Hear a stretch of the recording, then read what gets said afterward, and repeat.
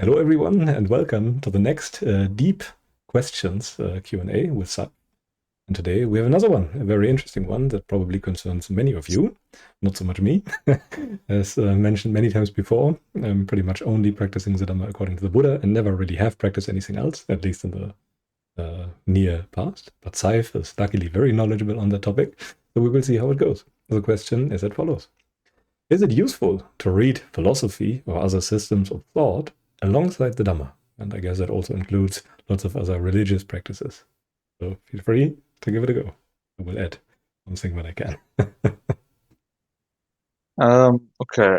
So yeah, like my background is definitely in like especially Western philosophy. So I have like a pretty decent experience of reading like a lot of philosophy in the past before sort of settling here. Um, in my opinion, just to give a very almost categorical answer at the beginning, I would say it's not really useful to read philosophy or other systems of thought. And the reason why I say that is because if you look at the sort of history of like different religions and so on, it was actually like a really big debate in different religions. Like, should we read the Greek philosophers, the Roman philosophers? Are they useful to us, or are they going to lead us astray? And I think, for example, in like Christian and Islamic philosophy, a lot of thinkers did veer more towards like it is useful to read Greek and Roman philosophers because they are often very clear writers on different topics pertaining to virtue and the nature of reality and perception and logic and so on. And so they're useful to read, especially because, for example, in Christian and Islamic, like the scriptures and so on, um, they're often very confusing. So, you read like the life of Moses, for example, and it's not immediately clear to you. How do I put this into practice for my own spiritual journey? You normally have to go through a million years of commentary and philosophy and different interpretations and so on. So that's why, like, in my view at least, it was always useful for like Christian and Islamic writers to take on the ideas of Plato and Aristotle um, and use them as a basis to think through their own scriptures. But in my opinion, I don't think the Dhamma as expounded by the Buddha in the Pali Sutras has the same problem because it's not wrapped up in loads of different sort of layers of meaning and stories and analogies and so on. It's extremely, extremely clear. And it's what the Buddha talks about in terms of those astounding qualities of the Dhamma. There is um, to be personally experienced with the wise, clear, inviting. It does have all of these qualities. Um, so, in my opinion, if you read like a few sutras or whatever, and there's one or two that really grab your attention, that outline a full idea of the path, literally that's all you would need to go the full way toward arahantship because these sutras have such condensed but clear instructions about how exactly you should practice at every single step of the way. Okay, first develop bodily conduct, good mental conduct, good speech, develop sense restraint, develop moderation in eating, develop wakefulness and right effort, develop mindfulness and alertness, abandon the hindrances, and so on and so on and so on. And it's very clear. There's no like it's not wrapped up in like loads of crazy spiritual language about the divine intellect and so on. It's very clear. Even someone who has like more secular tendencies can understand what it's talking about. Um, that's all you need, and it doesn't go through any distractions onto random topics that don't pertain to suffering and its cessation. It's very clear that these topics about the origin of the world and whether the soul is the same with the body and so on are just distractions. Don't get involved in it. Focus on these things. Like you don't really need to read Plato and Aristotle and so on because whereas for a Christian or a Muslim, like reading Plato and Aristotle might have actually uh, made things more clearer for you. It's probably going to have the opposite effect now. If you read the sutras and then try to read Plato on the Republic, and it gives you the all the analogies of the divided line and so on, it's going to start confusing you further because it gets into loads of random topics about the correct political constitution, or the difference between friendship and love. Like, philosophy is just extremely diverse. It's completely endless. Especially modern philosophy is just turned into this thing where it has so many different branches, so many different schools, so many different topics that it's completely bewildering endeavor. So I would say just leave it to the side and just focus on the suttas. That's basically my personal opinion. Especially the way how this question is phrased. Is it useful to practice it alongside the Dhamma? In this case, I would fully agree with you that it's not very beneficial. And I'm glad that you shared your opinion, because mine is not worth too much, since I never really practiced philosophy to that degree. So you know the downside of it much more than I do.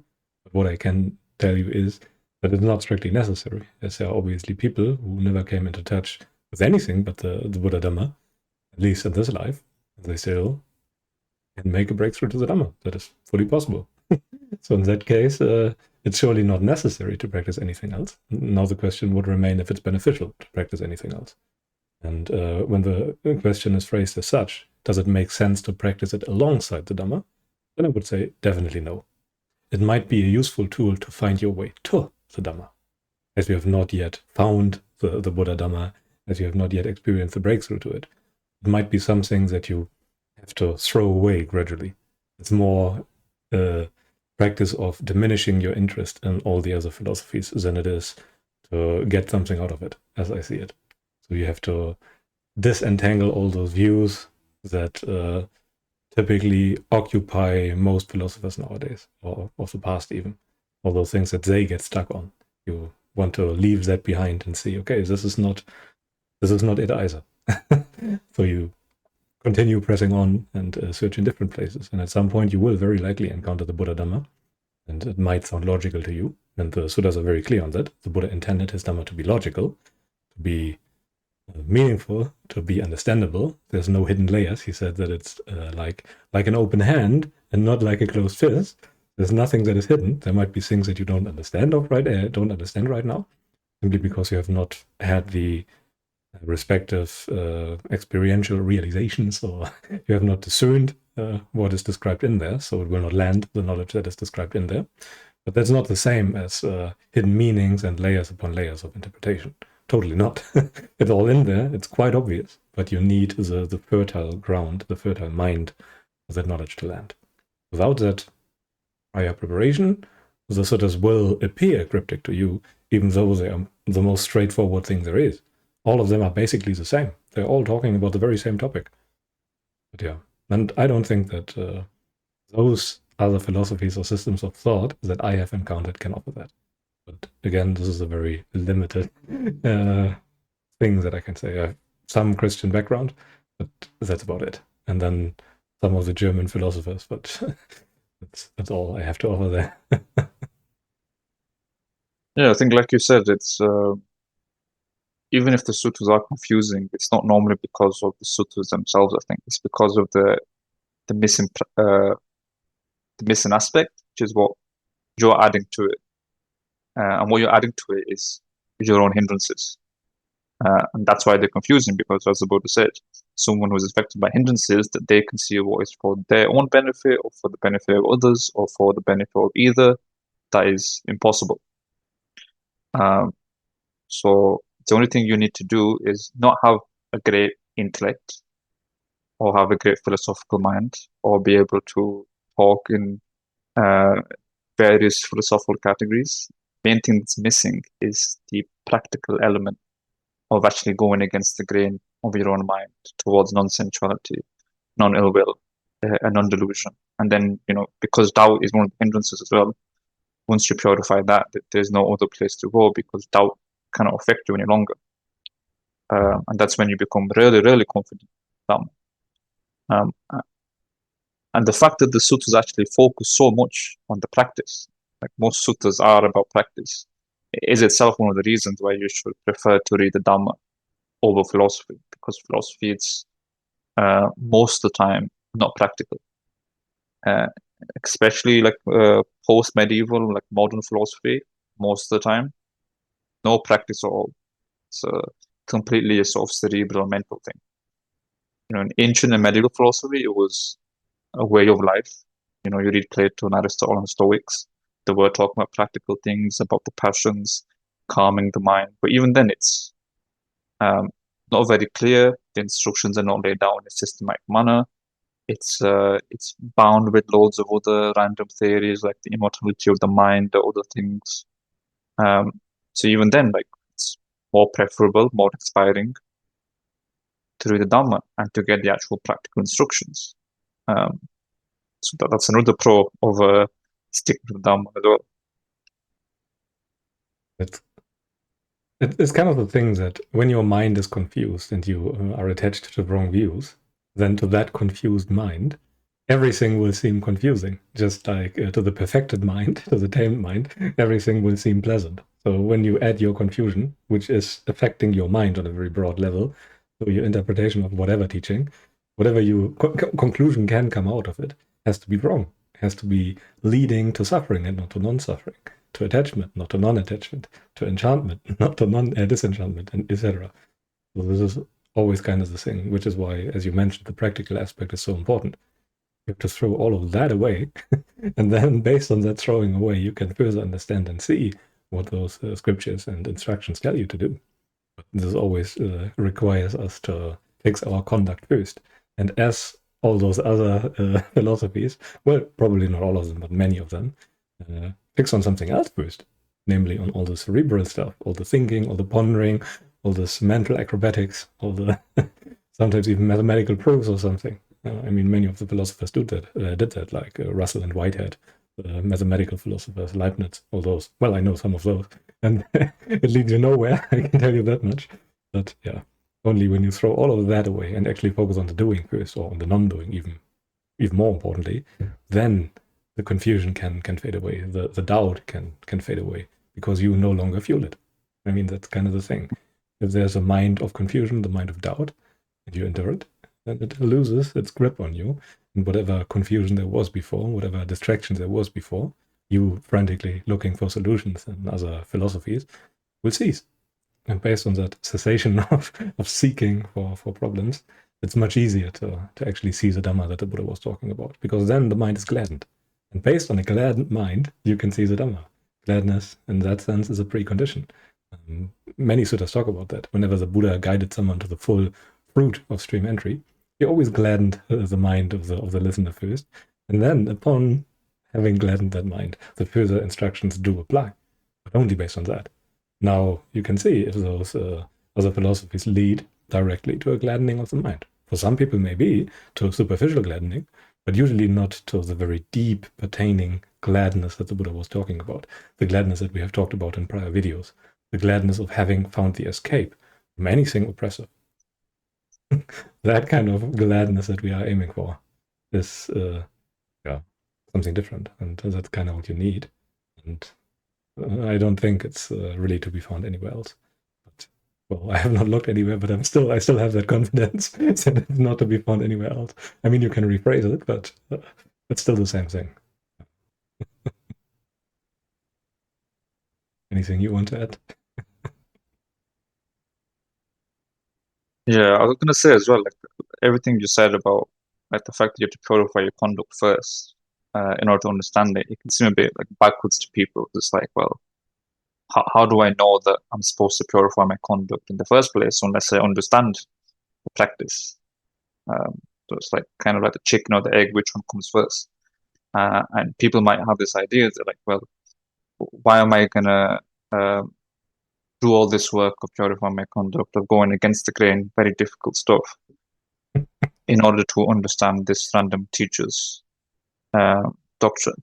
So this basically brings in the idea of why faith is necessary at the beginning in order to actually go on to the practice at all. And so, like, yeah, faith, before you purify your conduct, you're probably going to read the Dhamma. And the level at which, even before you've purify the conduct in order to fully understand the Dhamma. There is a sheer sort of the qualities we've been talking about, basically, the clarity and logicalness of the Dhamma should become apparent to you just from reading it. Like the fact that the Buddha does talk about practical things, the fact that he focuses on suffering only and cessation, the fact that he doesn't bring in all of these complicated terminology of divine intellectual substances. He focuses on very clear things like the body and feeling and perception and so on.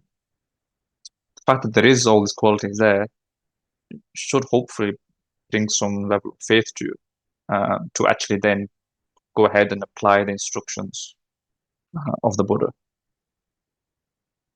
And I think, like, based on what we've been saying about those qualities of the Dhamma, that faith is going to appear to a much more higher degree, in my opinion, compared to reading with the philosophers, because those philosophers, especially the difficult ones, do not inspire faith immediately.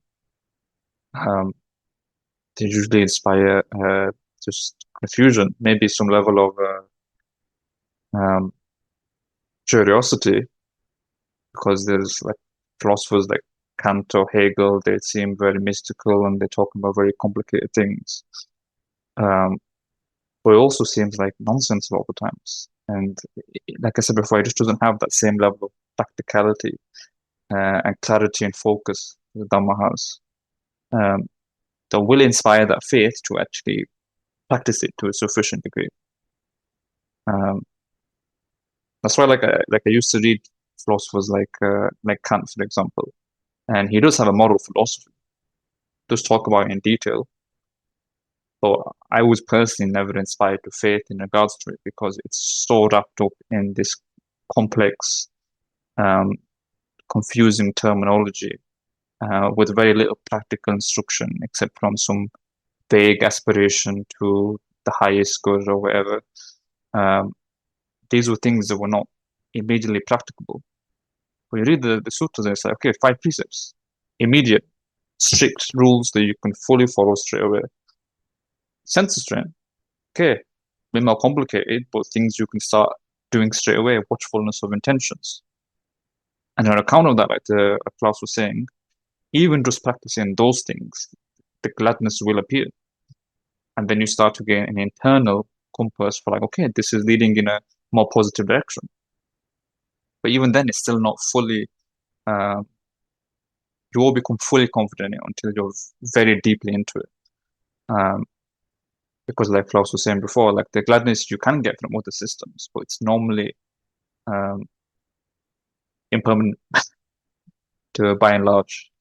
And that's kind of the problem with the philosophy, is that there are these various different systems that do give some gladness, do give some insight, do give some practical instructions, but all of that is doesn't last very long before you move on to the next philosopher and the next philosopher. But the promise of the Buddha is that if you practice this, there is no further searching, there is no further seeking. It's even named in the sutras, like the seeking for a holy life, that's something that has to be abandoned. And you abandon it by finding the holy life that actually leads to the abandoning of everything, which is what the sutras is talking about. It's kind of interesting. I mean, there are even some people who say that basically all the religions and the spiritual teachings in the world kind of lead to the same place, lead to the same goal and all those things. I cannot pronounce the name, but there's some French guy. Yeah, I cannot remember who that was. But you probably Guénon, know. I'm assuming. Probably. René Guénon, yeah. Guénon, yeah, that's right.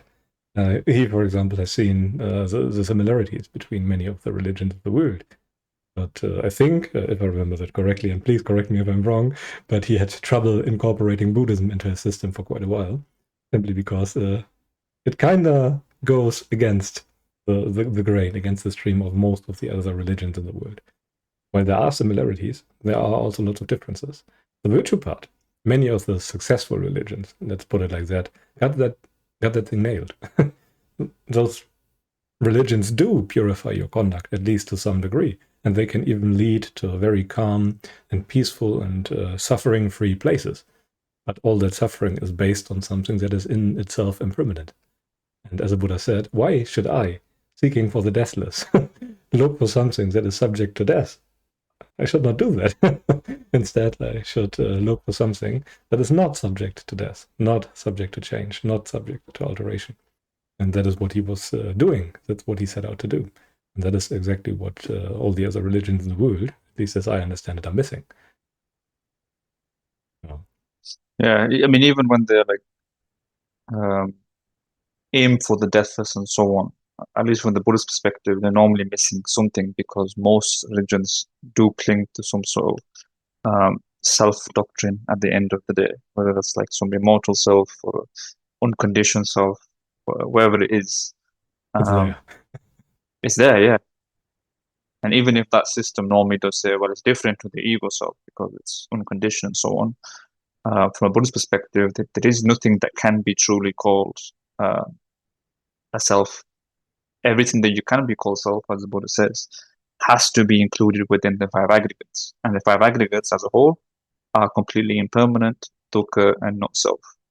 And I believe that's what Genon found so befuddling about Buddhism, is that whereas all the others had some sort of self-doctrine, Buddhism seemed to be outside of that grain because it taught not self in regards to everything. And like you say, like if you read all of these philosophies and you're also interested in Buddhism, you kind of get to this idea that, well, they're teaching the same thing.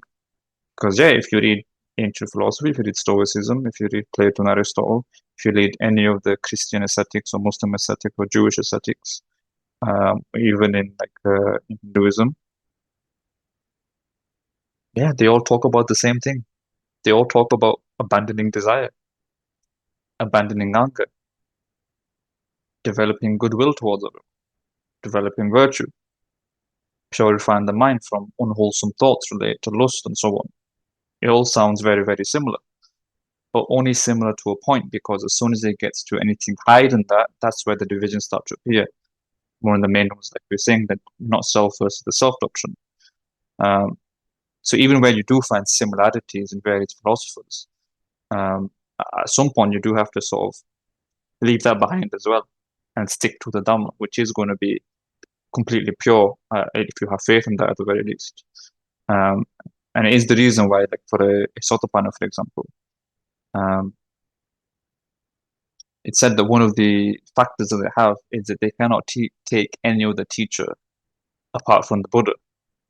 And it's precisely for that reason, because outside of this discipline and doctrine, there is no one that is teaching it in the same way as the Buddha at the highest level. So yeah, like, I mean, you can even, if you really wanted to, like, if you're still, for example, used to reading and you cling to reading and you're not ready to give it up, like, sure, like, read some philosophy if you want, but you also need to be aware not to be sucked into it to that degree.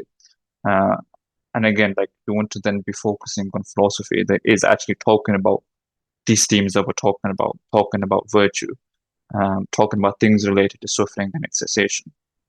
If you read them, then yeah, it can be like somewhat of a maybe useful thing that you put on top of your practice, maybe for inspiration. But then you have to, be careful at the same time because then you start to slide into different ways of thinking and ideas that are foreign to the Buddhist ideas and also oppose it, right? So while you read like a Christian ascetic like Gregory of Nyssa or something, and they talks amazingly about purifying the mind, but it's all wrapped up in the imagery of like worshiping God, for example. So you probably want to stay away from that a bit because that is foreign to Buddhism. It's not part of it all. But if you just stick to the part where it talks about purifying the mind from lust and so on, okay, like if you really need to read something extra on top, that can be a bit useful. But then don't read things like Kant or something, which takes like 5 million years to read 1,000 pages of random things completely detached from virtue. Like, you don't need any of that, in my opinion, at least. Yeah, I mean, it's rather interesting. As you said, in the beginning, the Buddhist training also contains a part of virtue. There is no Dhamma without virtue. And with that virtue, with establishing that virtue, some of the practices, very important, some of the practices of other religions and practices, also very important, can help when they pertain to your conduct. When they help you purify your conduct, then it's fine. Then you can practice that, and then there can be some initial benefit. But it comes at the very imminent danger of misinterpreting some of the other stuff as legit too. So you kind of have to be careful there, because you very likely cannot tell apart the BS from the actual essence of it, the stuff that you might have to put into practice. While some things can work, can bring you closer to liberation, and to some regard, I would say that some of the practices are even better than modern Buddhist sitting meditation, when they teach a virtue that is including you the entirety of your life. That is better. If you live a virtuous life and include all the aspects of it, develop a mind of goodwill, as it is explained in some of the Christian traditions, that's good. If it leads to you putting in the work of renunciation. All of those things are enablers to put in the actual work. If some of the practices accomplish that, great, but you always have to be careful. And in the end, you have to transcend that virtue, because that is what a Sotapanna does. Yes, virtue is necessary, but you also have to leave it behind. You have to see, okay, this is the limit of virtue alone. And I need more than that if I actually want to escape the samsara that the Buddha was talking about. And yeah, I see too much danger in most of the other traditions, as it has been described to me by many others, as to recommend that.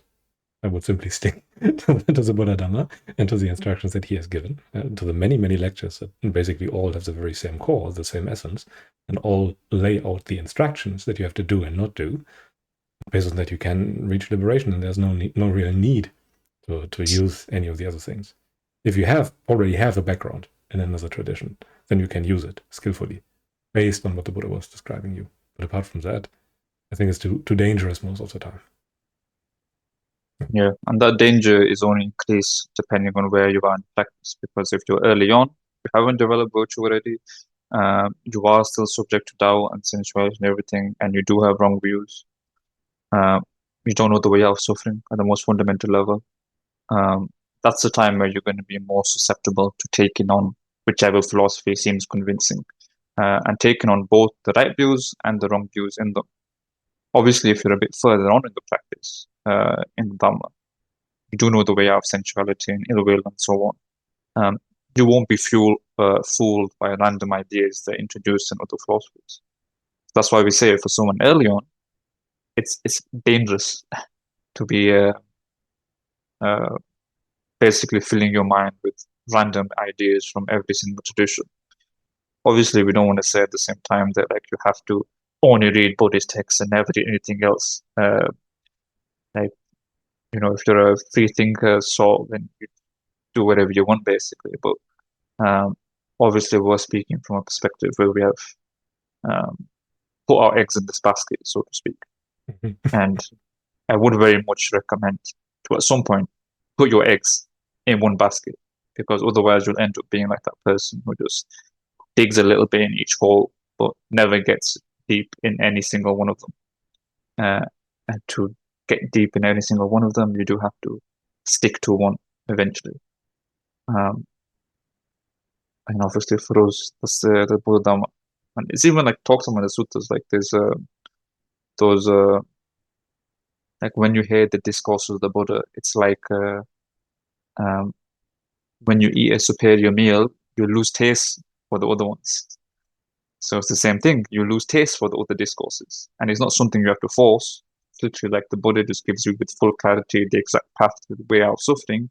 That when you read other philosophies and so on, and they start bringing up this other random stuff, you're like, wait a second, why am I reading this crap basically, which has nothing to do with the path, with the essentials? It's actually just leading me into random thoughts that are not going to be leading me into wholesome direction of abandoning lust, aversion, and delusion. So why engage with them? You naturally lose interest in those things. It's yeah. I mean, you technically even lose naturally interest in reading any further Dhamma once you have understood it. Sometimes for inspiration, but no longer with the same vigor that you have been reading before once you have been trying to understand it. Now you from time to time, read a sutta, regain inspiration. Maybe it's helpful to eradicate the remaining taints or something like that.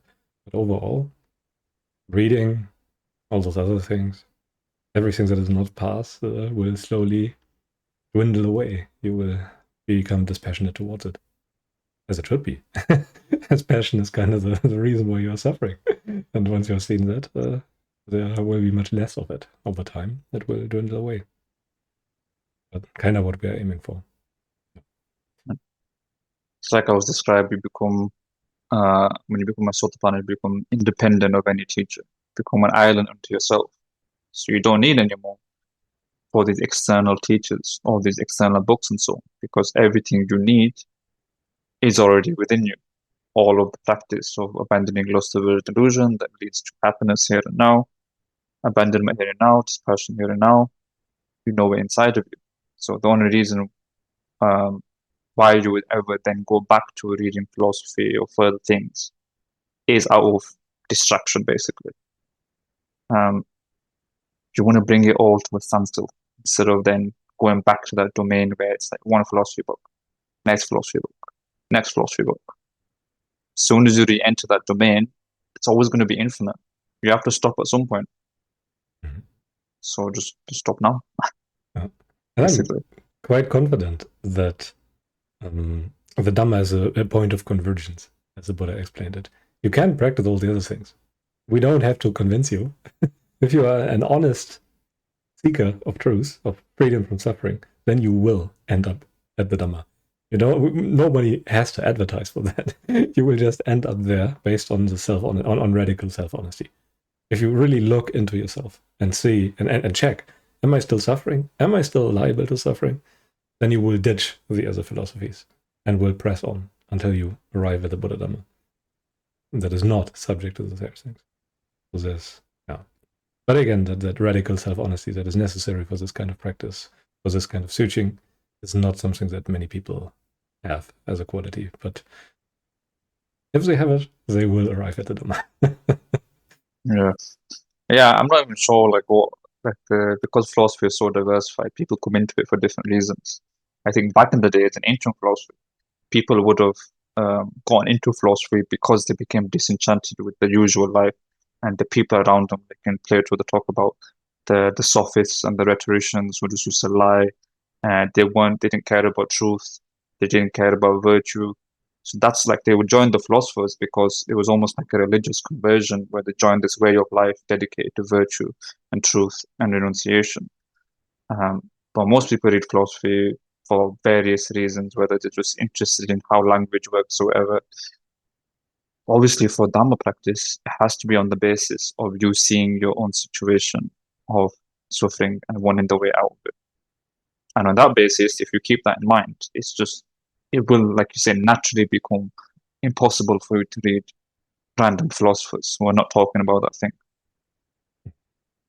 And at some point, you will come across different philosophers that talk about suffering. You will come across Buddhism because it's the most clearest expression of that. And when you read it, it's likely that you will gain faith in it. And when you gain faith in it, you practice alongside of it, and then you gain confidence in it internally, put everything else behind, and it's done. That's pretty much the path. That's kind of how it was for me, because I read a lot of philosophy in the past, now put that behind me. That's kind of how it is. Yeah, I think that's a very good answer. I think we are also approaching the ending of the recording window. I think we only have a few minutes left. But I also think that we have pretty much said everything that we could about the topic. I mean, we can ramble on some more, I'm sure. I mean, there are infinite ways you can talk about the Dhamma, about the same thing, essentially, with different words. But I don't think that's necessary. If you still have not understood the topic, you can feel free to ask any follow-up question, and we will likely come to that at some point in the future. But I think for today is enough. So yeah, again, thank you very much for watching. If you enjoy what we do, feel free to like, subscribe to the YouTube things, and maybe join the Dhamma Hub Discord server if you are really interested in a dedicated practitioner. But until then, I wish you a pleasant day and goodbye.